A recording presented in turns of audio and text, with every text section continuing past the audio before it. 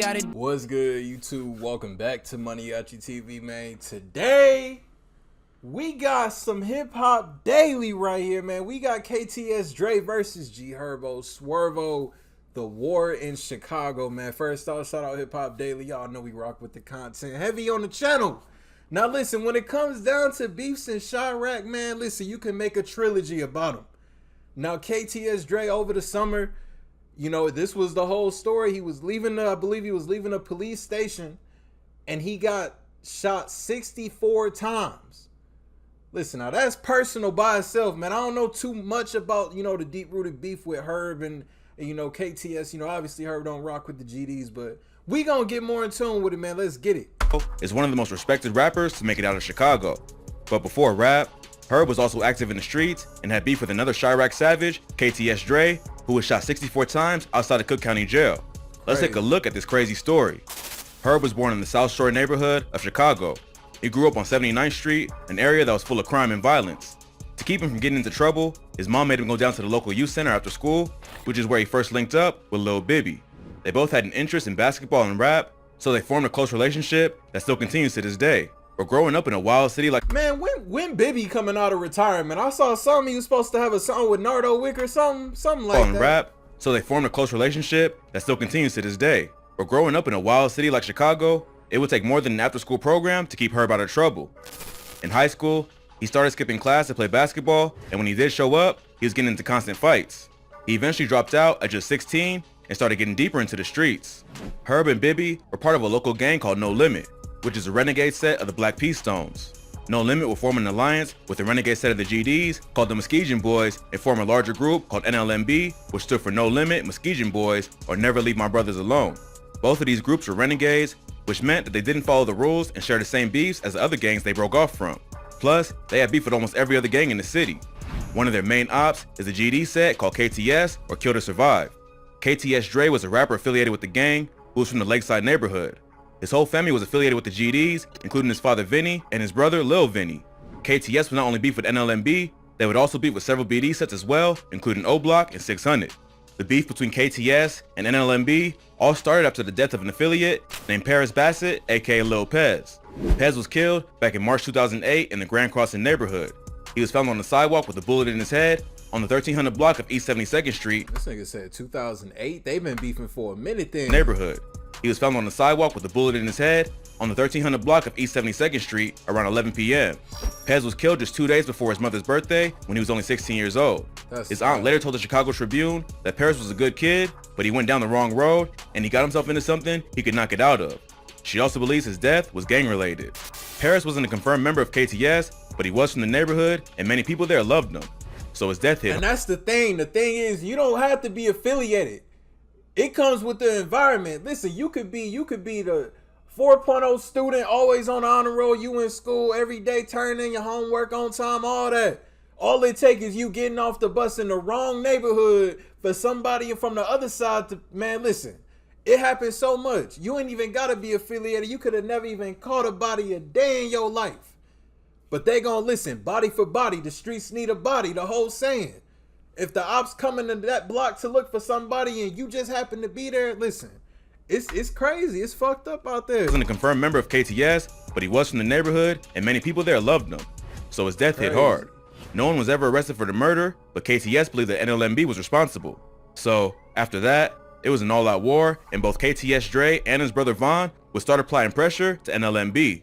At one point, Dre and Von would slide into No Limit territory and press several members who were hanging out at a McDonald's. Oh, I remember this video. Dog, I remember this video. Oh, Dre and Von would slide into No Limit territory and press several members who were hanging out at a McDonald's. Dre would end up punching a No Limit member named Cairo in the face while recording the whole thing on video. Dre tried to get Cairo to say "F Rock," a dead member of NLMB. Say "F Rock," son. Say "F Rock." What? Say it. Hey. Ain't no unzipping enough, son. Say "F Rock." Say it. But Cairo refused to back down and stood his ground the whole time. As soon as KTS Dre and his homies left the McDonald's, gunfire can be heard in the background. Now get back to the hood, man. Oh, now what's gonna happen?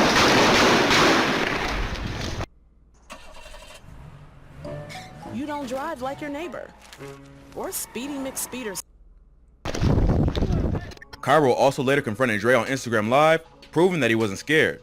Then, in April 2010, a No Limit member named Faison Robinson was shot and killed on the 2900 block of East 79th Street. Police arrived on the scene and found Robinson dead with a gunshot wound to the back of the head. He was brought to the hospital, but later pronounced dead at just 19 years old. Faison was known by the name G Fazo and was a respected member of NLMB. G Herbo would later name his Fazo, okay. It makes sense now. Welcome to Fazo land. That's love. That's loyalty right there. gunshot wound to the back of the head. He was brought to the hospital, but later pronounced dead at just 19 years old. Faison was known by the name G Fazo and was a respected member of NLMB. G Herbo would later name his debut mixtape, Welcome to Fazo Land, after his dead homie and would shout him out often in songs. G Fazo's death also remains unsolved, but many have credited the hit to either KTS Von or Dre. The following year, KTS would strike again and take out another NLMB member named Jacoby Heron, aka Kobe. The 21-year-old was killed outside the same McDonald's on the 2400 block of East 79th Street, where Dre punched No Limit Cairo. Kobe was another well-loved member of NLMB, and his death was a major loss for the gang. In an interview with Sway in the Morning, Herb said that he was with Kobe celebrating Bibby's brother's birthday right before he got shot. He told Sway, "We was together. We was outside, like 4 in the morning, on the block chilling, shooting dice, all type of stuff. He just pimped off. He was always the type to not ask someone for shit. We got 5 cars out there. He ain't asked for a ride. He lived a couple blocks over, just walked off, and we heard shots go off. Like a lot of shots. We go to the scene, and I see my homie dead." Herb will go on and name. You know what's so crazy about that situation? Imagine if Herb went with him. They probably, man, listen, these niggas probably would have got Herb. If he would have went off with him. That's crazy, man. It's like, and I get, you know, it, man, you know, and you see it so much with Herb, especially, you know, Herb is he talks a lot about PTSD from what he been through in Chicago, because this shit, man, listen, imagine 1 minute you kicking it with your partner, y'all cooling on the block. Next minute you see his lifeless body in the street. Come on, man, that's gonna fuck your head up. There. He ain't asked for a ride. He lived a couple blocks over, just walked off, and we heard shots go off. That's like crazy. a lot of shots. We go to the scene, and I see my homie dead. Herb will go on and name his 3rd mixtape, Ballin' Like I'm Kobe, in honor of his dead friend. No one was ever arrested for Kobe's murder either, but the word on the street is that it was KTS Von and Dre. The rumor would basically be confirmed after KTS Dre dropped a song in 2015 called Kill to Survive, where he can be seen rocking a jacket that says "F your dead homie" on the back, along with a bunch of dead members of NLMB, including Fazo and Kobe. Not long after that, NLMB would even the score and take out KTS Von for his wild disrespect. On June 23rd, 2015, Von was standing with a group of people outside a house on Ellis Avenue, just south of 75th Street, when 2 men jumped out of an SUV and started shooting into the crowd. Von was hit and pronounced dead at the scene, being only 21 years old.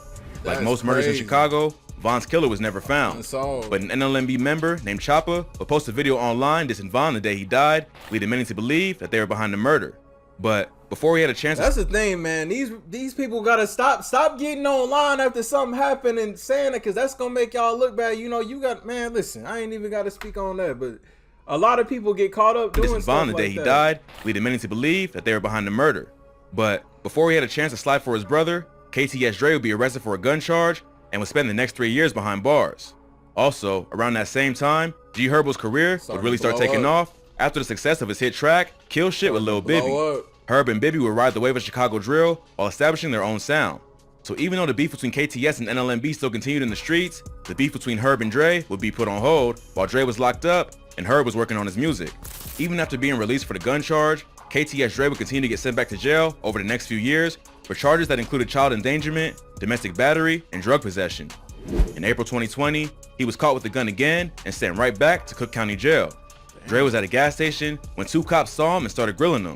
When they looked in his car, they saw a pistol by the driver's seat.